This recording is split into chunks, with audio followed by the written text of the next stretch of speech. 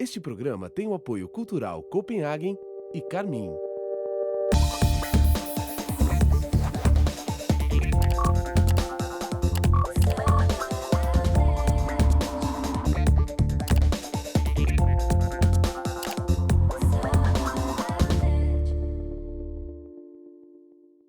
Hoje no Salada Net o tema é super importante e interessante. Conversamos sobre envelhecimento, quer dizer, anti-envelhecimento, emagrecimento, com o médico nutrólogo e ortomolecular Dr. Wilson Rondó. Tudo bom, Wilson? Tudo bem, Maura? Prazer estar aqui com você e abordar esses assuntos assim tão interessantes para todos nós. É importante para todo mundo, né? Cada vez mais o ser humano está prolongando a estada aqui, né? A gente espera viver 100 anos ou mais. Então, a tendência é cuidar cada vez mais mesmo, né? Todo mundo está envelhecendo, mas ninguém quer ficar velho. Então, a gente tem que se cuidar. Pois é, com a sua ajuda, a gente ficar velho cada vez mais tarde, né? O importante é a gente ter dignidade para envelhecer. Envelhecer com saúde, com luz, com viço. Faz toda a diferença.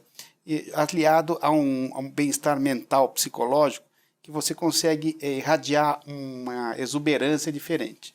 E dá para ficar super em ordem, não dá? Com certeza, basta a pessoa ser dedicada. As pessoas reclamam, preciso fazer dieta, preciso fazer isso, fazer aquilo. Mas, na verdade, nós temos que viver fazendo uma alimentação correta. Lógico, há exceções que a gente abusa uma coisa ou outra, mas na imensa maioria do tempo nós temos que estar seguindo uma regra melhor para a nossa saúde. Porque nós somos o que nós comemos, né? Então nós temos que estar tendo essa consciência e estar nos alimentando corretamente para poder ter o melhor que nós podemos.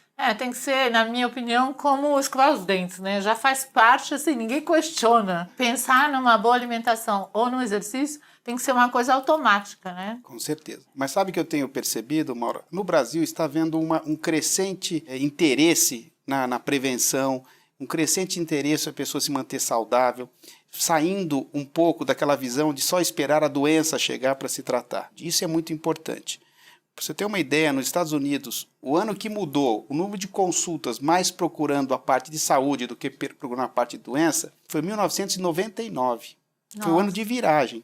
Nós estamos vivenciando a sensação que eu tenho que isso está acontecendo agora. Eu tenho uma procura muito grande por pessoas exatamente já cientes do que querem. Nesses últimos anos, isso tem se tornado muito importante e muito frequente. Eu acho que as pessoas vão vendo exemplo daqueles pioneiros, né? As pessoas, tá bem, eu também quero ficar assim. E aí vai, um levando o outro, Com né? certeza. Que é assim que acontece. Agora, tem os livros do Dr. Rondó que são muito interessantes. Aqui sobre o óleo de coco, que a gente vai falar. Tá. Emagreça e apareça, né? Descobrir o seu tipo metabólico. Em 20 minutos emagreça. E sobre a carne vermelha, né? A sua visita ao Salada Net não pode ser uma vez só, né? Tá. Tem muita coisa para falar e a gente vai começar falando sobre o óleo de coco. Vamos lá. Que para mim eu sabia que óleo de coco era bom, eu costumo pedir água de coco quando vou num restaurante, mas assim, na caixinha. Tá. Então eu queria começar perguntando sobre isso. Óleo de coco como? Nós temos várias formas de consumir o coco. Na forma de óleo, que pode ser líquido, ou pode ser em cápsulas. A água de coco tem uma concentração de outros elementos. O óleo de coco é só o óleo que tem uma função específica no organismo de estimular todo o sistema imunológico. Ele aumenta muito o ácido láurico, que é fundamental, é o que tem no leite materno. Ele é fantástico, ele mata fungo, bactérias, parasitas, de melhorar o funcionamento da tireoide. Ele aumenta a taxa metabólica, que é muito importante no emagrecimento. Então não se precisa lançar a mão de medicações que promovem taquicardia ou boca seca. Não, nós conseguimos isso com o coco de uma forma muito natural. Conforme vai tomando, o seu metabolismo vai mudando. Vai mudando. Você precisa ter um nível terapêutico do óleo de coco. Isso varia. Pode ser 2 comprimidos por dia, como pode ser 10 comprimidos por dia. E eu vi que você falando sobre as cápsulas já com complexo vitamínico. Essa é uma aliado, formulação né, assim, única no mundo. Nós estamos entrando numa situação de mudanças de valores do que era ruim e o que é bom e vice-versa. Passamos 60 anos fugindo das gorduras. Mais aumentou obesidade, mais aumentou doença cardiovascular, mais aumentou Alzheimer, mais aumentou depressão. Ou seja, Quanto mais nós nos afastamos da gordura boa, mais nós tivemos essas doenças. Mas isso é uma informação muito importante que, assim, até hoje eu ouço as pessoas falando, não, gordura, nem pensar, eu não como gordura. As pessoas vivem em gordurofobia. E olha só, quando você faz uma alimentação sem gorduras, você não absorve as vitaminas lipossolúveis, que são as vitaminas que dependem da gordura para ser absorvida, que é a vitamina A, D, E e K, ômega 3, etc. Nós precisamos, são fundamentais, são essenciais para a nossa alimentação. Se você não recebe essas vitaminas, o teu metabolismo não funciona corretamente. Aumenta muito o processo oxidativo que está ligado com o envelhecimento, com o ganho de peso, com as reações inflamatórias no organismo, que são as causadoras de doença do mundo moderno. Então, quando indico um óleo de coco, apresenta essas vitaminas lipossolúveis, A, D, E e K, eu já estou potencializando a absorção dessa vitamina. Então, na verdade, é um multivitamínico que ele fica muito mais eficiente em termos de assimilação, de aproveitamento. Mas essa foi uma criação sua, né? Isso foi uma forma que eu criei, e isso aí foi vendido por um bom tempo. Mas não é vendido? Não... Como é que as pessoas... Eu, por exemplo, quero. Ele não está sendo comercializado no mercado, sabe por quê? Porque o preço dele acaba ficando um pouco fora do preço do óleo de coco. Quando ele vem acoplado com essas vitaminas, na verdade ele passa a ser um multivitamínico com a base de óleo de coco. E isso torna-se um produto mais caro. E na verdade ele fica um pouco acima, mas ele está muito mais barato do que se eu comprar todas as vitaminas separadas e o óleo de coco. Sim. Só que isso eu acho que vai ter o seu momento para ele voltar. Não, mas as pessoas precisam entender o que é, por quê, né? Assim. Mas mesmo o óleo de coco normal, você tem que tomar muito cuidado, porque a imensa maioria ele é adulterado. Então, mas isso é uma coisa, né, de responsabilidade nossa aqui que estamos falando nisso. O que você sugere? Eu sempre oriento os pacientes e os meus leitores que procure converse com o seu médico, que ele possivelmente vai lhe indicar quais são as marcas mais seguras que você possa estar usando. Só de nós estarmos usando óleo de coco, nós já podemos estar fazendo grandes benefícios para a nossa saúde. Ele aumenta a taxa metabólica. Ele inibe o apetite. Quando você tem aquele hábito de se alimentar de 3 em 3 horas, isso ocorre porque você basicamente está se alimentando em cima de carboidrato. Quando você come muito carboidrato, aumenta a glicemia, estimula a produção de insulina, vai promover uma queda abrupta da glicemia e isso dá compulsão, dá vontade de comer novamente, especialmente carboidrato. Agiu a insulina, você está fazendo depósito de gordura. Toda vez que a insulina entra em ação. Então, o que nós temos que fazer é estimular o menos possível a insulina. E o que estimula a insulina? Alimento refinado, industrializado, grão, suco de fruta, doces, massas. Esses alimentos estimulam muito a produção de insulina. E a massa integral, melhora um pouco isso? Melhora para quem um pouco. gosta de comer massa, né? Sempre integral melhora um pouco. Só que nós temos que saber exatamente como está seu metabolismo e estimular para passe a queimar em cima de gorduras e proteínas e menos em cima de carboidrato. Aí você consegue ficar sem compulsões, mais horas sem comer, sem passar privações e fraqueza, mal-estar. Agora uma teoria que eu vi até nos seus livros sobre o jejum prolongado. Tem as teorias de comer, como você falou, a cada 3 horas, porque é em cima do carboidrato. Já na sua teoria, a gente quanto mais tempo ficar sem comer, melhor para o nosso organismo? Como É o seguinte, a ciência mostra que quando você come menos calorias, você prolonga a vida. Na década de 80, isso explodiu e todos os estudos em termos de longevidade era restrição alimentar, comer pouco. Só que isso é muito difícil. É incrível a incidência, o crescente número de estudos que estão sendo realizados em termos de prevenção de saúde, de epilepsia, depressão, tratamento de Alzheimer, emagrecimento e doença cardiovascular, tudo com dietas, com jejum prolongado. Quer dizer, quanto mais tempo eu adio o meu almoço, adio o meu jantar, espaçando mais, é melhor. É interessante que você faça certas restrições. Você pode variar, você pode fazer restrição alimentar. Um dia por mês, vou ficar umas 12, 14 horas sem comer. Ou um dia por semana. Eu, particularmente, o que eu mais recomendo, isso vai estar no meu livro, chama-se... aliás, não tem nem o nome ainda do livro. É um livro de jejum prolongado. Tá? Esse livro, eu explico, você come 8 horas por dia. Por exemplo, você come o almoço, meio-dia, 1 hora, e vai jantar lá pelas 7, 8 horas. Esses são os horários, nesses horários você pode comer. Fora isso, você fica sem comer. Você nem jantou... aquela coisa de comer uma maçã, não. de comer essa coisa que eu sempre, essa teoria que eu sempre ouvi, não. Daí você não come mais nada. Mas você só consegue isso se você estiver comendo bastante proteína e óleos bons. Não carboidrato, senão você não consegue fazer esse programa. O dia seguinte, o ideal é que você consiga já treinar Olha, e depois gente, você já tá treinar meio perto do treinar, almoço, né? pode tomar umas cápsulas para não sentir aquela sensação de vazio. Aí o recurso talvez fosse o óleo de coco, porque ele não mexe na sensibilidade à insulina.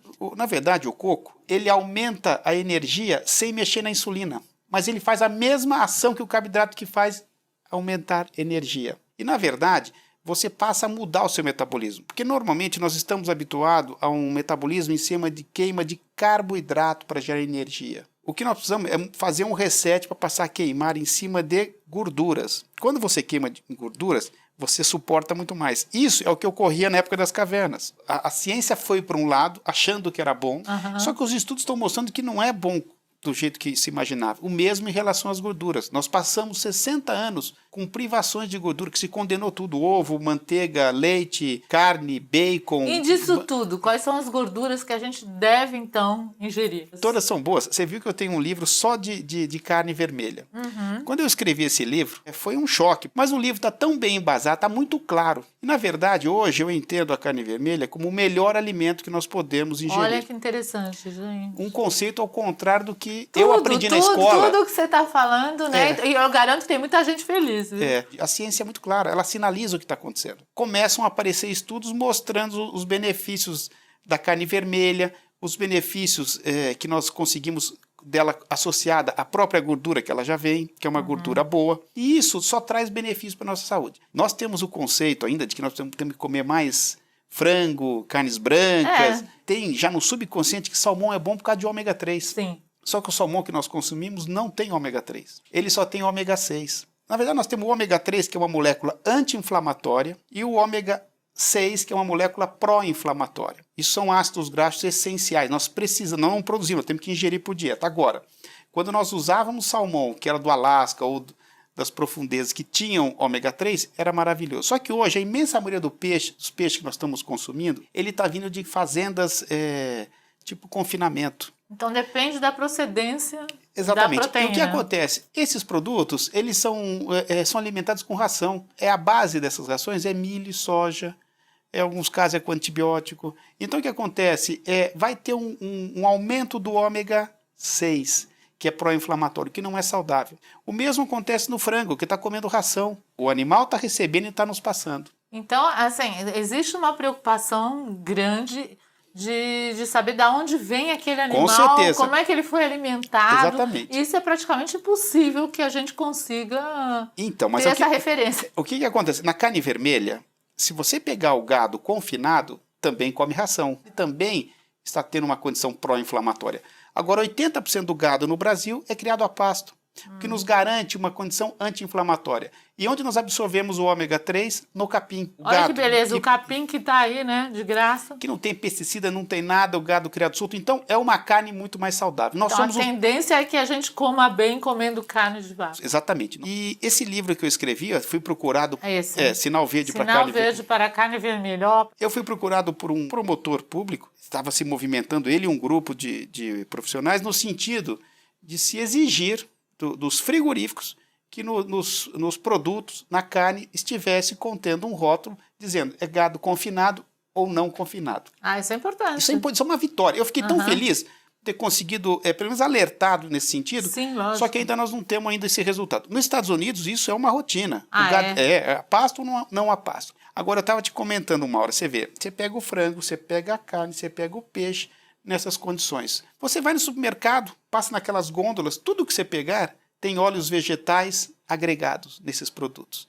Esses óleos também são ômega 6. Ou seja, nós estamos virando ômega 6, nós estamos virando milho e soja, nós estamos virando uma situação pró-inflamatória. E a ciência é muito clara. Isso que está causando no organismo. É isso que causa as doenças do mundo moderno. As pessoas acham, tá assim, né? As pessoas acham que é o colesterol, o grande causador, o grande vilão.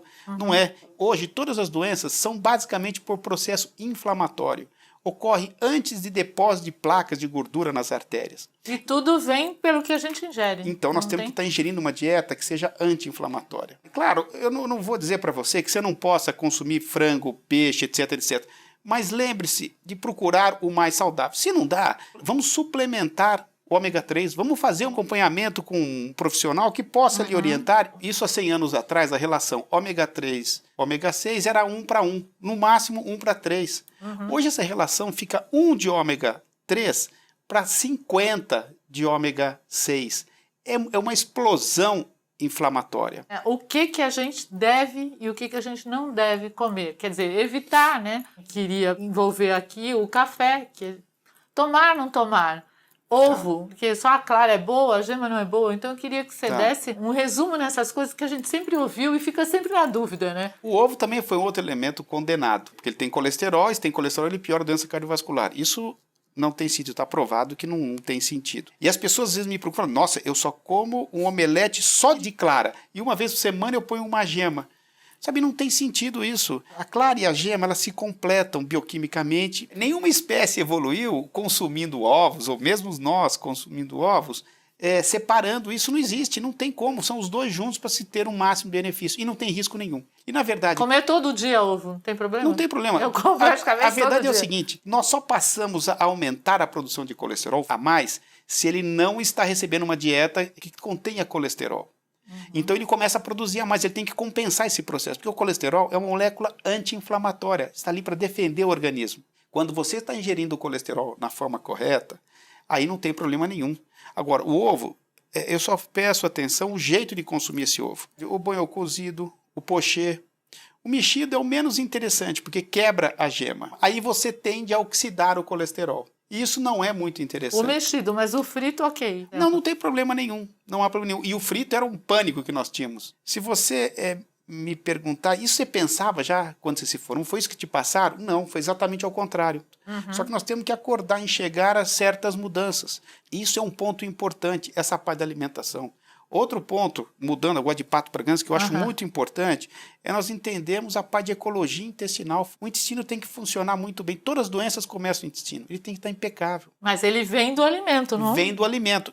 E, na verdade, é o seguinte, nós temos comensais no intestino, são as bactérias. Tem as boas e as ruins. Quando nós comemos alimentos errados, nós estimulamos o crescimento das bactérias ruins. O que seria um alimento errado que alimenta a bactéria ruim? Muito alimento refinado, industrializado, doce. O açúcar é totalmente negativo, também, né? Eu acho que uma pequena quantidade, tudo bem, mas o ideal é que não se consuma. Claro, e o adoçante? Desde que seja a estévia. O que é a estévia? Estévia é uma planta, que é a maior plantação do mundo, é no Paraná. Os dietéticos no Japão são com estévia. Aqui no Brasil está começando também. E o que o estévia contém? O estévia é um adoçante natural, ele é 200 vezes mais doce que o açúcar, ele fica até muito doce, até amarga a boca. Agora, ele não mexe na sensibilidade à insulina. Os outros adoçantes, eles mexem na sensibilidade à insulina. E isso não é interessante para o diabético. E como é que pode encontrar o estévia? Ele vem um nome? Você pode comprar em folhas, você pode comprar em pó, mas eu sempre aconselho, olhe bem o rótulo, desde que seja estévia pura, que não tenha nenhum açúcar. E às vezes tem um adoçante artificial agregado, que é 99% do produto,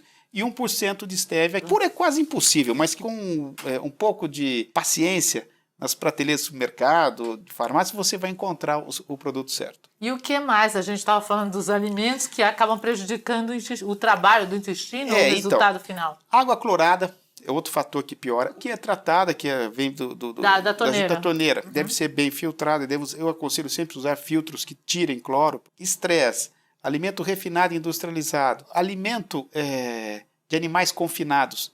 Porque a imensa maioria dos alimentos dos animais confinados, o que acontece? Se usa muito antibiótico. O antibiótico nos animais, ele estimula o crescimento de ganho de peso, engordar rápido. Tanto é que a pessoa que fica usando muito antibiótico tende a engordar também. Pra você ter uma ideia, a produção de antibiótico nos Estados Unidos, 80% é destinado a confinamento. Só 20% é consumo humano. Nossa. Você acredita nisso? Então, o uso dessas medicações está promovendo a alteração de ecologia intestinal. E o intestino predispõe doença. 80% dos receptores imunológicos estão no intestino. Por exemplo, nós sempre achamos que o projeto Genoma ia ser fantástico, ia resolver as doenças na parte genética. Fazem 15 anos que o projeto Genoma está pronto e nós não temos nada disso concluído. Mesmo porque não tem o que concluir, hoje está muito claro que só 10% é de origem genética, 90% é de origem ambiental. Então, nós temos que mudar o nosso enfoque, nós temos que pensar muito na alimentação, nós temos que pensar muito nesse equilíbrio de ecologia intestinal para termos saúde. Você acredita que uma tendência seja que a gente comece a ingerir muito mais cápsulas, né? Que aí você tem como dosar o que é importante e aí começar a substituir refeição por comprimidos? Maura, eu acho que isso é uma tendência que deve ocorrer. Porque o que está acontecendo? O alimento é refinado, industrializado. Você fica em dúvida, né? Ele perde muito nutrientes, tudo bem, ele é enriquecido, mas quando se enriquece o alimento, se colocam outras substâncias, fitatos, outras substâncias agregadas, que isso não se comenta, que impede a absorção de outras. Então promove uma baderna nessa absorção. Aham.